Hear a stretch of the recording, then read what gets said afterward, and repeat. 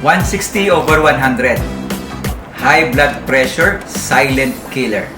At ayon sa Presyon 4, ang pinakamalawak na survey ng hypertension sa Pilipinas, 37% lang ang may controlled na blood pressure. Kaya yung next dyan ay yung 63%, ibig sabihin, hindi kontrolado. At kahit umiinom ng gamot, hindi pa rin controlled. So ano ang dahilan? Iyan ang topic natin sa video na to. 5 practical tips galing kay Dr. J. Paano makontrol ang BP? Hindi kaya ng gamot? Gawin ninyo ang 5 practical tips para bumaba ang blood pressure nyo.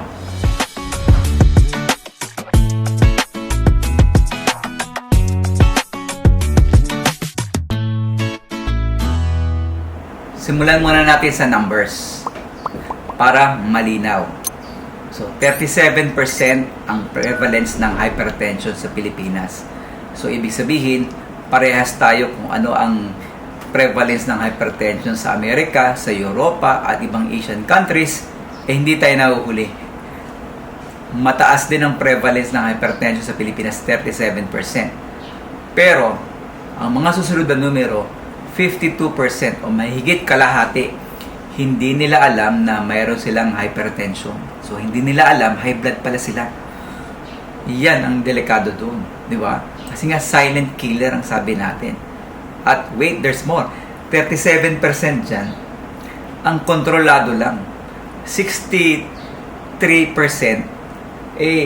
hindi kontrolado ang BP kahit nainom ng gamot.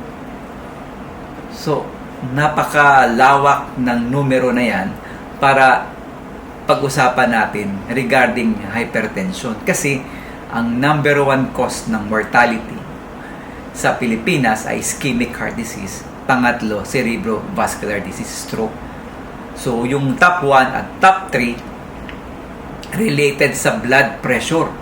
Kaya importante, panoorin ninyo ang video na ito. Okay? Para hindi makontrol natin ang blood pressure nyo. Kasi sabi sa pag-aaral, sa data, by 2040, dodoble na yan. Yung bilang ng high blood na yan, ng mga population, dodoble na yan by 2040. Anong petsa na? 2026 na. Ihintayin pa ba natin yung 2040 na yan? Baka nakahiga ka na sa kama niya at nag-mayor pa ng sakit. So, again, pag-usapan natin 5 practical tips galing kay Dr. J. Number 1, bawas alat. So, cut on your salt. Ang mga Pilipino, maalat ang kumain. Umaabot tayo ng 10 grams of salt. 10 grams. Okay? Yung iba pa nga, 12 grams. So, saan mo makikita yung alat na yan? Ang isang kutsara ng toyo or soy sauce, umaabot na yan sa 1 gram. Ang isang kutsara ng patis, yung paborito ninyo kapag ikaw ay may bulalo o may sinigang, so 1.5 grams na yan ang isang kutsara. Yung instant noodles na niluluto nyo bago matulog sa gabi, yung isang timpla nyan, 1.7 grams. So halos 2 grams na siya. Yung mga processed meat, mga processed food na mahilig natin iluto dahil mabilis silang iluto sa breakfast, mataas po. Umaabot yan ng 2 to 3 grams, even 4 grams ng salt. So kataas. So, one way is to cut in half. 5 grams of salt per day, sakto na. Hindi na masyadong matabang ang pagkain mo nun. Okay? Kung may mga kailangan ng dip, instead na may patis, kalamansi na lang. Diba? Pwede na yun yung maasim. And gumamit tayo ng mga herbs and spices. So, yun, mas mababa ang sodium or salt content nila. Pag ginawa niyo yun, magdadrop ang BP ninyo by 5 to 6 millimeters mercury. Ibig sabihin, kung 140 yan, magiging 135 o 134 yung BP ninyo. Mas bababa siya. Okay? Cut on your salt. Ang second na tip ni Dr. J ay mag-walk ng 30 minutes daily. So, araw-araw, 30 minutes. So, kung medyo mas mabilis, may HIIT tayo yung intermittent na may intermittent na fast and slow walk. Mabilis na 2 minutes, and then mabagal, and then mabilis. For 30 minutes, gawin ninyo yan. Okay? Sigurado ako, bababa ang blood pressure ninyo. So, kung may hagdan, may elevator, saan ka ba? Sa hagdanan ka na. Bihira ako maggamit ng elevator. When I go to the 7th floor, ang ginagamit ko stairs. I don't use the elevator. Ginagawa ko na yan kahit nung ako pa ay nasa training at nung ako'y nagpa-practice, I never use elevator. Bihirang-bihira ako mag-elevator. So, pag ginawa mo yan, bababa ang BP mo by 4 to 9 millimeters mercury. Aba, mataas yun, yung 4 to 9. Halos malapit na sa 10. So, kung 140 ang BP mo, umiinom ka ng gamot, 140, maglakad ka araw-araw. Hindi ka na magdadagdag ng gamot, magiging 130 na yan. Diba? Iyon ang tip dyan. Okay? Napakalakas magpababa ng BP ng walking. Nung regular ako nag-walk, nagwa 120 ang blood pressure ko. Nung bihira ang walking ko, umaabot siya ng 130. So, I resume walking para ma-maintain ko yung 120 o kaya 118/80 na blood pressure. Tsaka yung mga pasyente ko, sabi ko, wag na po kayo mag-tricycle.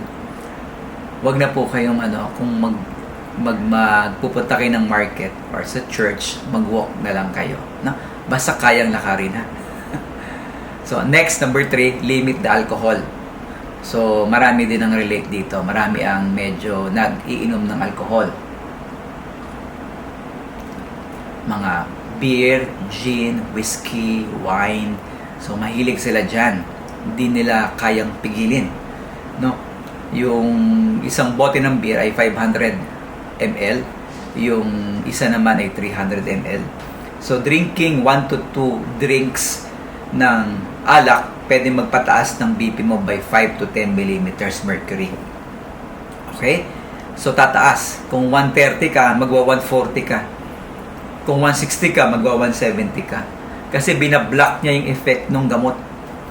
At talaga naman, may data niya na pag nasobrahan ka na ng alak, tumataas talaga ang blood pressure. Kaya may mga cases tayo ng cerebrovascular disease na stroke, na nagbi-bleed, hemorrhagic, hypertensive bleeding.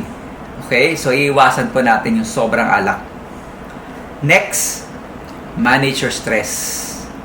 So, ang stress, nandyan na yan. Pagising mo sa umaga, pagpunta mo sa trabaho, pagdating mo sa trabaho, pag-uwi mo, pauwi pa lang, papunta sa bahay, and then pag-uwi sa bahay. So, araw-araw yan, may stress.